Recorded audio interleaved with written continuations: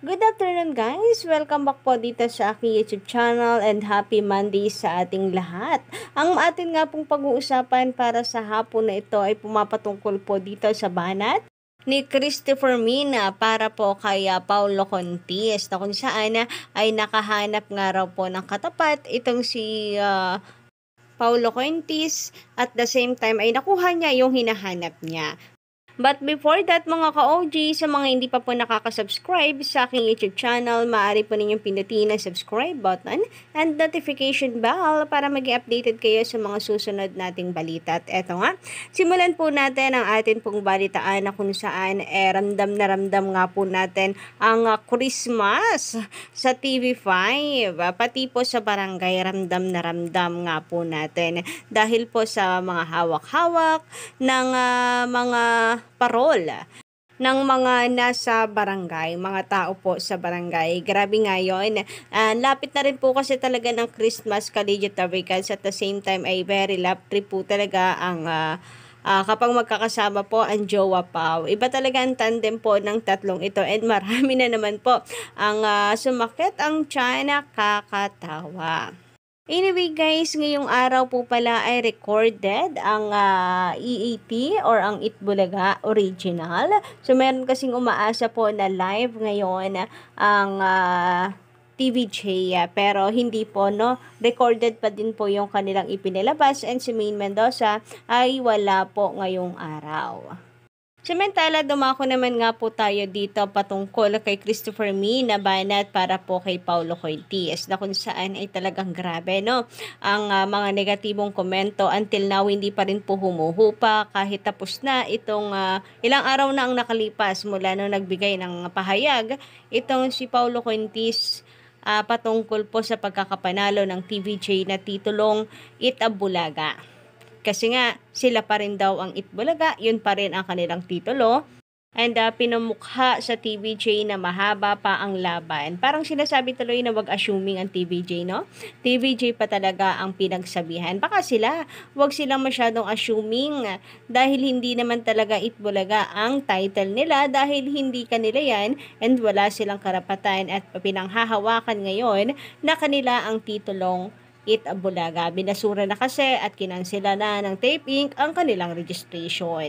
Sabi dito, ngayon tuloy Paulo, ikaw ang nagsimula, ikaw ang nagbukas ng pintuan para ikaw ay mabash. Lagi naman pong ganyan.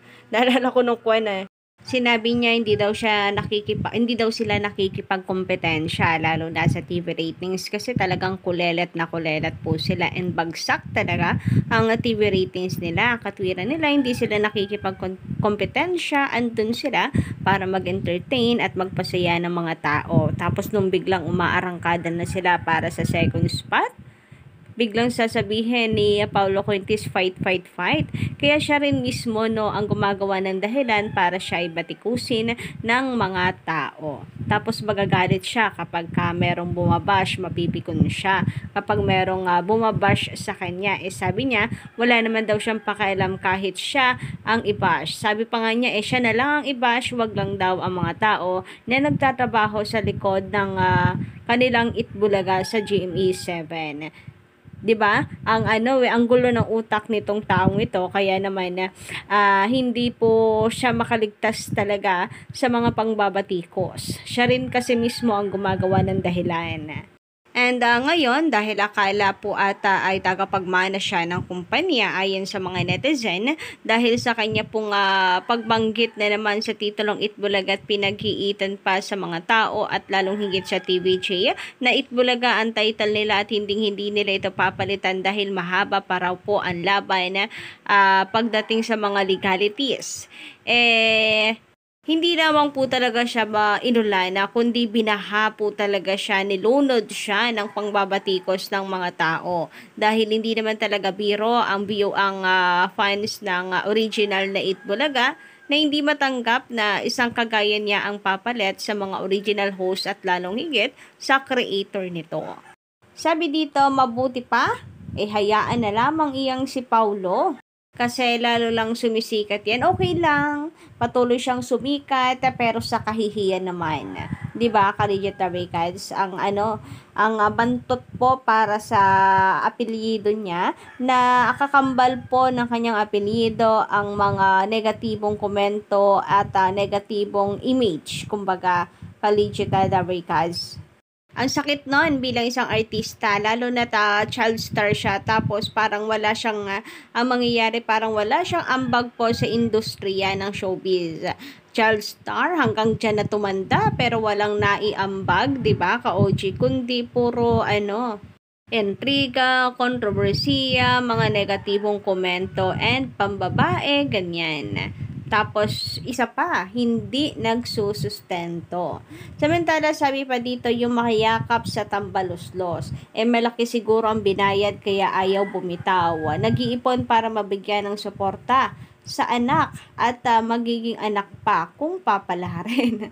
Well, good luck, and sana totoo nga na nag-iipon para sa pagsuporta sa kanyang anak. Actually, wag na niyang ipunin diretso na niya sa kanyang anak, iipunin pa niya. Paano? Sabi nga ng mga netizen, paano kung huli na yung oras? So, kung totoong may malasakit, bakit hindi pa ngayon ibigay sa kanyang anak? Deserve ng kanyang anak ang kanyang suporta, of course.